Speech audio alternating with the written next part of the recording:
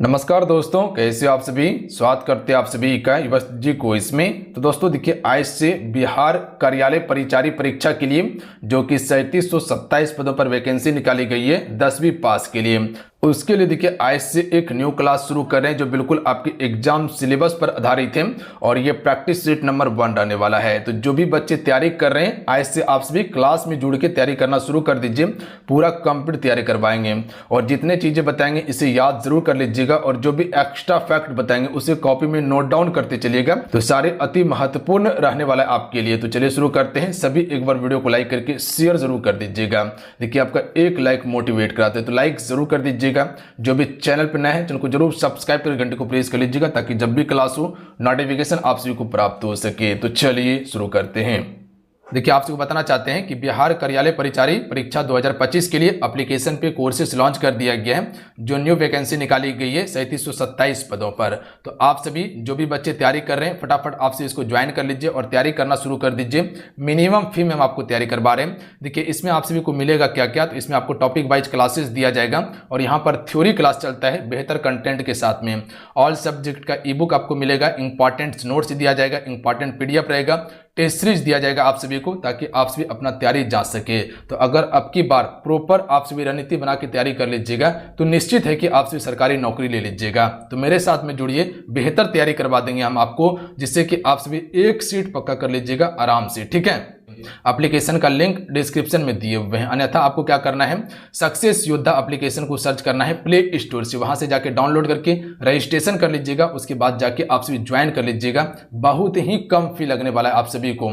इतना आप सभी ऐसे ही खर्चा कर देते हैं। अगर इतना फी दे के आप सभी अगर तैयारी कर लीजिएगा तो एक नौकरी आपका आराम से हो जाएगा। मेरे साथ में मेहनत कीजिएगा, हर चीज क्लियर होगा। आइए फर्स्ट क्वेश्चन करते हैं। पहला क्वेश्चन है कि क्योटो प्रोटोकॉल किससे संबंधित है।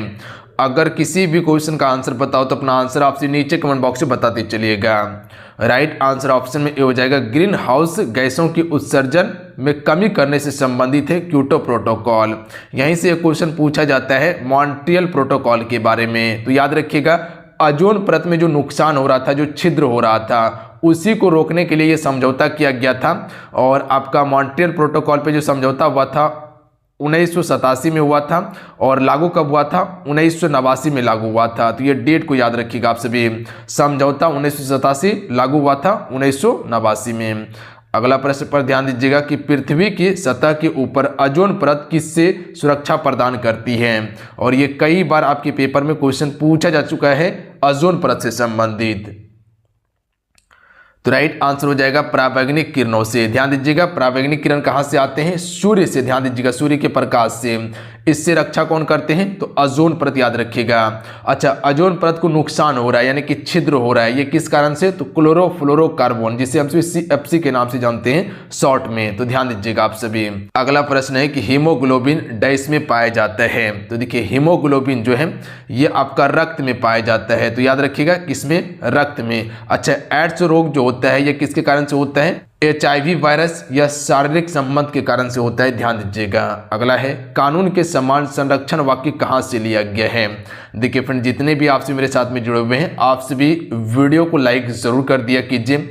आपका एक लाइक मोटिवेट कराता है। देखिए हम आपके लिए निरंतर मेहनत करते हैं ताकि आपको हम हमेशा बेहतरीन कंटेंट दें और सभी से अलग रखें। देखिए हम वही आपको प्रोवाइड करते हैं जो पेपर में पूछा जाता है और निश्चित है कि ये सभी प्रश्न आपके पेपर में पूछा जाएगा। तो हम सभी से रिक्वेस्ट करेंगे कि आप एक भी मेरा क्लास मिस नहीं कीजिए, समय निकाल के क्लास को कीजिए, पर कर लीजिए क्लास आप सभी। देखिए कानून के समान संरक्षण वाक्य जो लिया गया था यह आपका अमेरिका के संविधान से लिया गया है। याद रखिएगा आप सभी, जिसे USA के नाम से जानते हैं। अच्छा, यहीं से आपका लिया गया है मौलिक अधिकार। याद रखिएगा, मौलिक अधिकार कहां से लिया गया है, अमेरिका के संविधान से लिया गया है। अच्छा, अगर बात किया जाए कि आपका राष्ट्रपति पर जो महाभियोग लगाया जाता है वो भी आपका अमेरिका से लिया गया है। अच्छा, ब्रिटेन के संविधान से क्या क्या लिया गया है पता है आप सभी को, संसदीय शासन प्रणाली, याद रखिएगा, एकल नागरिकता, उसके बाद विधायिक प्रक्रिया, ये आपका ब्रिटेन के संविधान से लिया गया है। उसके बाद जो है कि कनाडा से क्या लिया गया है, संघीय व्यवस्था लिया गया है। क्या, संघीय, संसदीय प्रणाली ब्रिटेन से, संघीय व्यवस्था कनाडा से। ऑस्ट्रेलिया से क्या लिया गया है, तो यहाँ से आपका समवर्ती सूची लिया गया है। ये एक फैक्ट को याद रखिएगा आप सभी, समवर्ती सूची। अगला क्वेश्चन है कि एक ही व्यक्ति को कितनी बार राष्ट्रपति बनाया जा सकता है।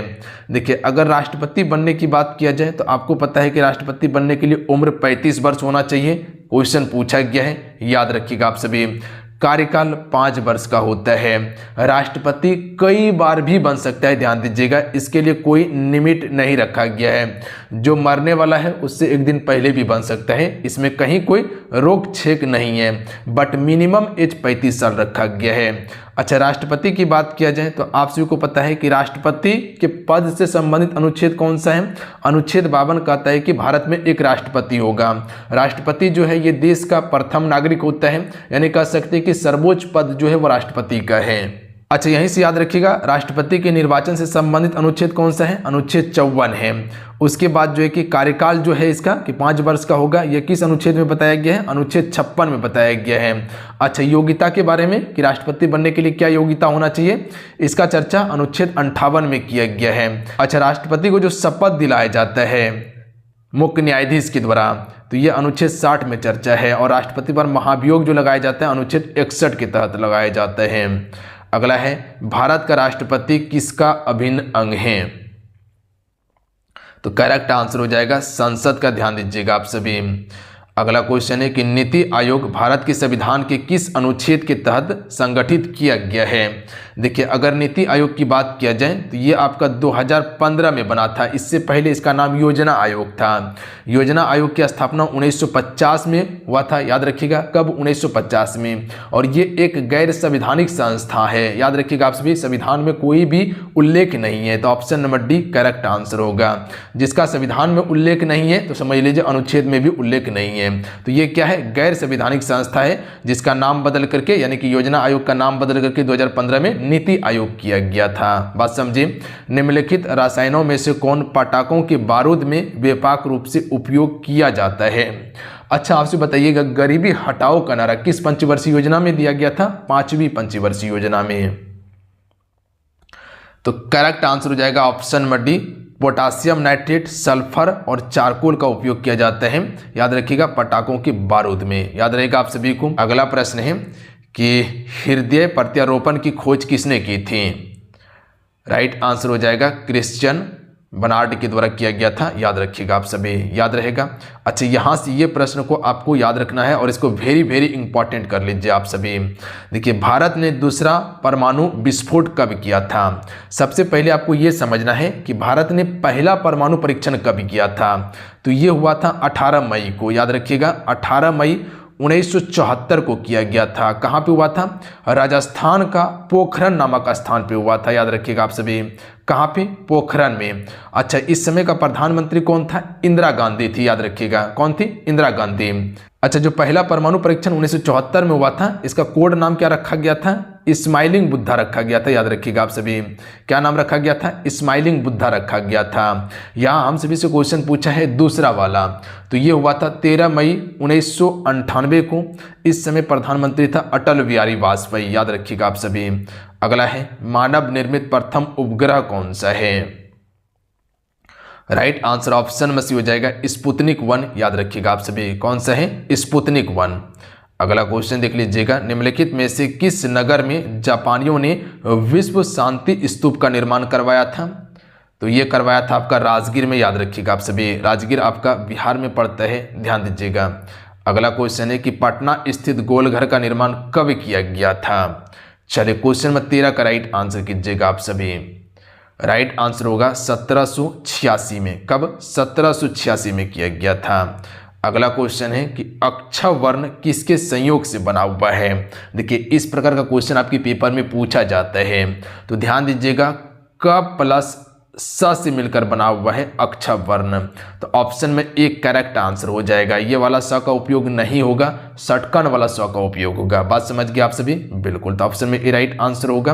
अच्छा, ये अक्षर जो लिखा जाता है, ये कब लिखा जाता है, तो ये क के बाद लिखा जाता है अक्षर, जब आप शब्दकोश में देखिएगा हिंदी का। तो बात समझे। अगला क्वेश्चन है कि संवैधानिक संशोधन निम्नलिखित में से किस कारक से संबंधित हैं। यह संवैधानिक संशोधन यहाँ पर बात किया गया है, तो ध्यान दीजिएगा आप सभी। ऑप्शन में ए इसका राइट आंसर होगा कि पंचायती राज संस्थाओं में यानी कि PRI में महिलाओं का 33% आरक्षण प्राप्त करना था। ध्यान दीजिएगा आप सभी। अच्छा, यहाँ पर आपका पंचायती राज के बारे में आया है, तो आपको पता है कि पंचायती राज का पहला वर्णन जो किया गया था अनुच्छेद 40 में किया गया था और कहा गया था सभी राज्य को कि पंचायती राज अपने अपने राज्य में लागू कीजिए, बट नहीं किया गया था। बहुत सारे राज्य में पहला राज्य लागू करने वाला राजस्थान का था जो कि नागौर जिले में लागू किया गया था, दूसरा आंध्र प्रदेश बनता है। अच्छा, पंचायती राज को संवैधानिक दर्जा कब दिया गया था? तो आपका 73वां संविधान संशोधन को दिया गया था 1993 में, याद रखिएगा 1993 में दिया गया था। अच्छा, पंचायती राज का चर्चा जो हुआ था अनुसूची 11 में किया गया था। अनुसूची 11, अनुसूची 12 जो है वो आपका नगर निगम से संबंधित है। बात समझे आप सभी। 24 अप्रैल को हम सभी पंचायती राज दिवस मनाते हैं, तो ये फैक्ट याद रखिएगा। 24 अप्रैल 1993 को 74वां संविधान संशोधन के द्वारा पंचायती राज को संवैधानिक दर्जा दिया गया और सभी राज्यों की पंचायती राज लागू किया। और उसके बाद जो है कि त्रिस्तरीय पंचायत लागू हुआ था 3 स्तर पर, यानी कि कह सकते ग्राम स्तर, ब्लॉक स्तर, जिला स्तर पर। स्वर संधि के कितने भेद हैं? तो आपको हम कई बार बताएं कि स्वर संधि के 5 भेद होते हैं। पहला कौन सा? दीर्घ स्वर, दूसरा गुण स्वर, तीसरा वृद्धि स्वर, उसके बाद यन स्वर संधि, उसके बाद अयादि स्वर्ण संधि। क्या बताएं? दीर्घ स्वर संधि, गुण स्वर संधि, वृद्धि स्वर संधि, यन स्वर संधि, अयादि स्वर संधि। बात क्लियर है? अगला है कि संयुक्त राष्ट्र संघ का मुख्यालय कहाँ स्थित है?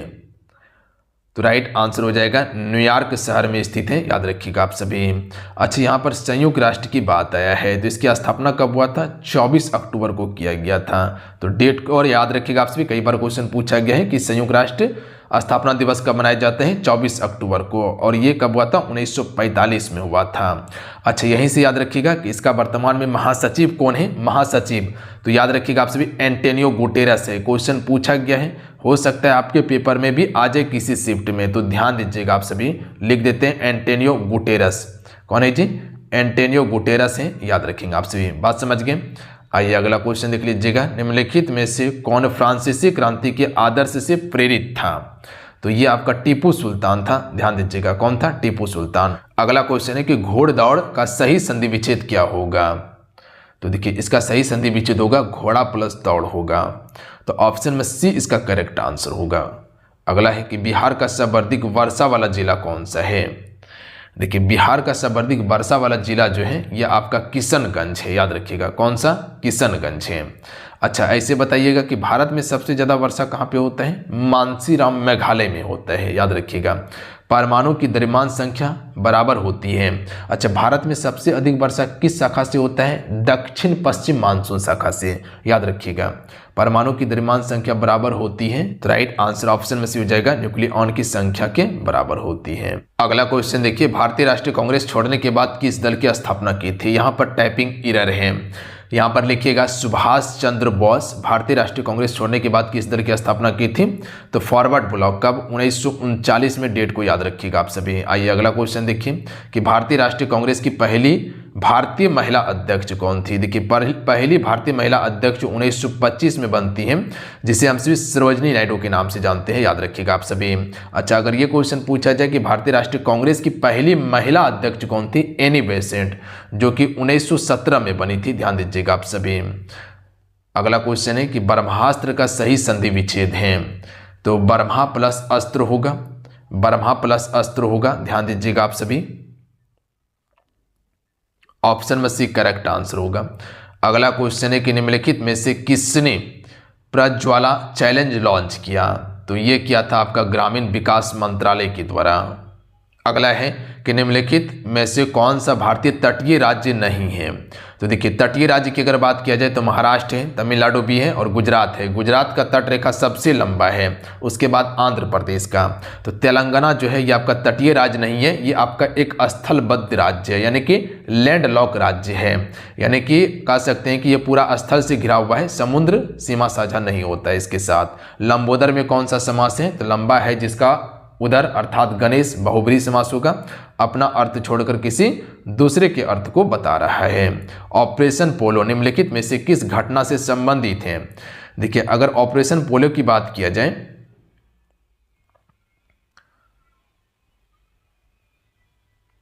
देखिए अगर ऑपरेशन पोलो की बात किया जाए तो ये आपका स्वतंत्रता के बाद हैदराबाद को भारत में विलय किया गया था, क्योंकि हैदराबाद भारत में विलय नहीं होना चाहता था। ये अपने आप को अलग राष्ट्र घोषित यानी कि देश घोषित करना चाहता था, जो कि इसको जबरदस्ती विलय करवाया गया और ये सरदार वल्लभ भाई पटेल के सहयोग से हुआ था। और ये कब करवाया गया? 1948 में, डेट याद रखिएगा। अगला है प्रादेशिक जारी करने कि उच्च न्यायालय की शक्ति का उल्लेख संविधान के किस अनुच्छेद में किया गया है? तो यह अनुच्छेद 226 में किया गया है। हिरोशिमा पर गिराए गए परमाणु बम का कोड नाम क्या था? जब आपको प्रथम विश्व युद्ध और दूसरा विश्व युद्ध हम पढ़ाए थे तो उस समय आपको इसका लेक्चर दिए हुए थे और बताए हुए थे कि कोड नाम क्या था इसका। देखिए हिरोशिमा पर जो परमाणु बम गिराया गया था ये 6 अगस्त को गिराया गया था। कब? 6 अगस्त 1945 में गिराया गया था। और नागासाकी पर 9 अगस्त को गिराया गया था और इसका नाम था लिटिल बॉय, याद रखिएगा आप सभी। फैटमैन नागासाकी पर गिराया गया। अगला है परिश्रमी छात्र आलस्य नहीं करते, इसमें कौन सा उद्देश्य है? इस वाक्य में कौन सा उद्देश्य है? तो परिश्रमी छात्र जो है यही आपका क्या है? उद्देश्य है। यह प्रश्न आपके डीएलएड के पेपर में पूछा जा चुका है। वेग समय ग्राफ के ढाल से प्राप्त किया जाता है, तो इससे क्या प्राप्त किया जाता है? त्वरण प्राप्त किया जाता है। तो डी करेक्ट आंसर होगा। अगला क्वेश्चन है कि ओजोन परत में छेद के लिए कौन सी गैस मुख्य रूप से उत्तरदायित्व है? तो राइट आंसर होगा क्लोरोफ्लोरोकार्बन, जिसे हम सभी CFC के नाम से जानते हैं। CFC याद रखिएगा आप सभी, जिसे CFC कहा जाता है, क्लोरोफ्लोरोकार्बन कहा जाता है, याद रखिएगा आप सभी। ओजोन परत में क्या कर रहा है? ये छिद्र कर रहा है। अच्छा, ओजोन परत जो है हमारे लिए क्यों महत्वपूर्ण है? क्योंकि जो सूर्य है वहां से एक पराबैंगनी किरण आता है, याद रखिएगा आप सभी, उसी से रक्षा करता है। और पराबैंगनी किरणें जो है वो काफी खतरनाक किरणें हैं। अगर मनुष्य के शरीर पर या किसी जंतु के शरीर पर पड़ जाए तो चर्म रोग होने की संभावना रहता है। अगला प्रश्न है कि लोकसभा में अनुसूचित जनजाति के लिए आरक्षित सीटों की संख्या कितनी है? यह भी आपका डीएलएड 2022 में ही प्रश्न बना था, तो याद रखिएगा आप सभी। देखिए आगे क्या पूछा जा सकता है, तो यहाँ अनुसूचित जनजाति के बारे में पूछा गया है, यानी कि एसटी के बारे में पूछा गया है, तो 47 हो जाएगा। अगर यही एससी की बात करता तो 84 हो जाता है एससी के लिए, याद रखिएगा आप सभी। और ये किस अनुच्छेद के तहत दिया गया था? तो अनुच्छेद 330 में इसका चर्चा किया गया है। जब नया परिसीमन आयोग बना था उसके बाद जो है कि अनुसूचित जाति के लिए 84 और अनुसूचित जनजाति के लिए आपका 47 रखा गया था, तो ध्यान दीजिएगा आप सभी। अगला है निम्न में से किस मापनी के द्वारा किसी भी मॉल दोनों की दूरियों को दर्शाया जाता है? तो राइट आंसर होगा तुलनात्मक मापनी, इसका बिल्कुल राइट आंसर हो जाएगा। अगला प्रश्न देख लीजिएगा। अगला प्रश्न है कि झुककर मैंने पूछ लिया खा गया मानो झटपट, इस पंक्ति में कौन सा अलंकार है? तो यहाँ एक शब्द देखिएगा, तो यहाँ आपको देखने के लिए मानो शब्द, तो आपको बताया है कि मानो हो गया, या कह सकते हैं कि जानो हो गया, मानो हो गया, जानो हो गया, मनु हो गया, मनु हो गया, मनु शब्द हो गया, उसके बाद कह सकते हैं कि जनु हो गया। ये सभी शब्द किस में देखने के लिए मिलता है? उत्प्रेक्षा अलंकार में देखने के लिए मिलता है, तो ऑप्शन सी इसका राइट आंसर होगा। अगला है कि चरण कमल बंदो हरिराय में कौन सा अलंकार है? तो देखिए चरण जो है कमल की तरह है, चरण किसके तरह है, किसके समान है? कमल के समान है, तो इसमें आपका रूपक अलंकार होगा, याद रखिएगा। चरण को किसकी तरह बताया जा रहा है? कमल की तरह बताया जा रहा है, तो ऑप्शन में डी करेक्ट आंसर होगा। अगला है कि किस छंद के प्रत्येक चरण में 2 तगन, 1 जगन और 2 गुरु वर्ण होते हैं? देखिए इसको काट लीजिएगा आप सभी, ये आपका आंसर नहीं होगा, इसको आप सभी इंद्र वर्जा कर लीजिएगा। इंद्र वर्जा आपको करना है, ध्यान दीजिएगा आप सभी, इंद्र वर्जा बिल्कुल करेक्ट आंसर होगा। अगला क्वेश्चन है कि काव्य की आत्मा किसे माना जाता है? तो देखिए काव्य की आत्मा जो है ये आपका व्यंग्यार्थ को माना जाता है, ऑप्शन में ए राइट आंसर होगा। अगला है कि मुझसे ऐसी बात नहीं सुनी जाती, इस वाक्य में क्रिया किसके अनुसार है?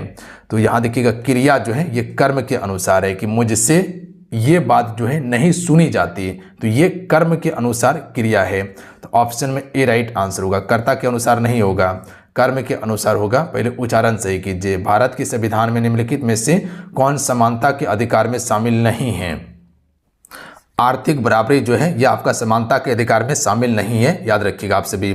ऑप्शन नंबर क्या हो जाएगा, डी करेक्ट आंसर होगा। देखिए अगर समता या समानता की बात किया जाए तो ये आपका अनुच्छेद 14 से लेके 18 तक है, याद रखिएगा। अनुच्छेद 14 से लेके 18 तक समता या समानता के अधिकार की बात करता है। अच्छा, यहीं से एक फैक्ट याद रखिएगा, अगर आपसे इसे पूछा जाए कि विधि के समक्ष समता, विधि के समक्ष समता के बारे में जो बात किया गया किस अनुच्छेद में, अनुच्छेद 14 में। वहीं एक आपका धर्म, उसके बाद नस्ल जाति के आधार पर भेदभाव पर जो एक निषेध किया गया है, ये किस अनुच्छेद में है, अनुच्छेद 15 इसी से संबंधित है कि धर्म जाति के आधार पर आप सभी किसी से भेदभाव नहीं कर सकते, ये अनुच्छेद 15 में चर्चा किया गया है। अगर वहीं बात किया जाए आप सभी से कि लोक नियोजन पर अवसर की समानता, लोक नियोजन यानी कि सभी को समान अवसर दिया जाएगा नौकरी या वैकेंसी के लिए, ये किस में चर्चा है, अनुच्छेद 16 में चर्चा किया गया है। अगर वहीं बात किया जाए अस्पृश्यता का अंत यानी कि छुआछूत का अंत जो किया गया है वो किस अनुच्छेद में किया गया है, अनुच्छेद 17 के तहत किया गया है। इसके अलावा याद रखना है कि उपाधियों का अंत, उपाधि का जो अंत किया गया है ये किस अनुच्छेद के तहत किया गया है, अनुच्छेद 18 के तहत उपाधियों का अंत किया गया है। तो इतना सा फैक्ट आप इससे संबंधित याद रखिएगा, हो सकता है आपके पेपर में यहाँ से प्रश्न बन जाए क्योंकि डीएलएड के पेपर में वो प्रश्न पूछा गया है। अगला प्रश्न है कि पी नौसे की सैनिक सरकार कितने वर्ष तक सरकार की सत्ता में रहा था, जो आपका चिली देश है, चिली याद रखिएगा आप सभी, चिली के सैन्य सरकार में रहा था, लगभग ये 17 साल रहा था। ये प्रश्न आपके बिहार डीएलएड 2022 में पूछा गया है, तो याद रखिएगा आप सभी। इनमें से किस राज्य में मैंग्रोव वन पाए जाते हैं, तो पश्चिम बंगाल में पाए जाते हैं। अगला है कि मक्का किस प्रकार की मिट्टी में अच्छी तरह उगाई जाती है। देखिए मक्का जो है यह आपका अच्छी बुलाई मिट्टी प्लस दमोट मिट्टी होगा, याद रखिएगा। तो ये हल्का दमोट मिट्टी नहीं होगा, ऑप्शन नंबर डी इसमें राइट आंसर होगा। आप सभी इसको क्या कीजिएगा, मिला लीजिएगा। यहाँ आपको क्या लिखना है, अच्छी बुलाई मिट्टी प्लस में दमोट मिट्टी लिखना है आप सभी को, दमोट मिट्टी। तो ये जो है कि मक्का की खेती के लिए उपयोगी मिट्टी मानी जाती है। इसका पीएच मान जो होता है लगभग 6.6 से लेके 7.5 के बीच में इसका पीएच मान होता है। अगला क्वेश्चन है कि इनमें से कौन सा अधिकार भारतीय नागरिकों को प्राप्त है। अपनी संस्कृति की रक्षा करना, यह आपका अधिकार दिया गया है जो कि अनुच्छेद 29 में दिया गया है कि अपनी संस्कृति की रक्षा का अधिकार अनुच्छेद 29 में इसकी चर्चा किया गया है। तो ये अधिकार भारतीय नागरिक को मिला है। अगला क्वेश्चन है कि स्ट्रेट, इसको स्ट्रेट कीजिएगा, स्ट्रेट जर्मिनेशन किस प्रकार की उपकला का एक उदाहरण है। तो राइट आंसर ऑप्शन में डी हो जाएगा, ये दोनों हो जाएगा। इसको घनाकार उपकला कीजिएगा आप सभी, घनाकार उपकला। और उसके बाद जो है कि सीली, ये डेट एपिथेलियमी का ये आपका उदाहरण है। तो ऑप्शन में डी इसका करेक्ट आंसर हो जाएगा। अगला है कि निम्नलिखित में से कौन द्रव नहीं है। तो देखिए धुआं, जल और द्रवता ये सभी तो द्रव है, पर गर्मी अनुभव करना ये द्रव्य नहीं है, याद रखिएगा। गर्मी को अनुभव कर रहे तो वो द्रव की कैटेगरी में नहीं आएगा। अगला प्रश्न देख लीजिएगा कि निम्न में से किस माध्यम में प्रकाश की चाल अधिक होती है। तो देखिए प्रकाश की चाल सबसे अधिक जो होती है वो निर्वात में होती है, याद रखिएगा आप सभी। बट निर्वात ऑप्शन में नहीं दिया गया है, तो वायु इसका करेक्ट आंसर हो जाएगा, याद रखिएगा आप सभी। चीज़ें क्लियर हैं। निर्वात में प्रकाश की चाल जो होता है वो 10 × 10⁸ मीटर प्रति सेकेंड, याद रखिएगा आप सभी, प्रति सेकेंड होता है निर्वात में प्रकाश की चाल। अच्छा, निर्वात में प्रकाश की चाल की बात की गई सबसे अधिक होता है। प्रकाश की चाल सबसे कम किस में होता है, तो याद रखिएगा आप सभी ठोस में। अच्छा, ध्वनि की सबसे चाल अधिक किस में है, तो ठोस में होता है या स्टील का लीजिए। और सबसे कम किस में होता है, निर्वात में। निर्वात में ध्वनि नहीं गमन करता। अगला प्रश्न पर ध्यान दीजिएगा कि चुंबकीय सुई पृथ्वी के चुंबकीय क्षेत्र के कारण स्थित होती है। तो ये उत्तर से दक्षिण दिशा में। तो ऑप्शन में ए इसका करेक्ट आंसर होगा। अगला है कि सभी कोशिकाओं की एक समान विशेषता क्या है। झिल्ली और कपाल एक समान विशेषता है। तो ऑप्शन में ए राइट आंसर होगा। तो चलिए आज की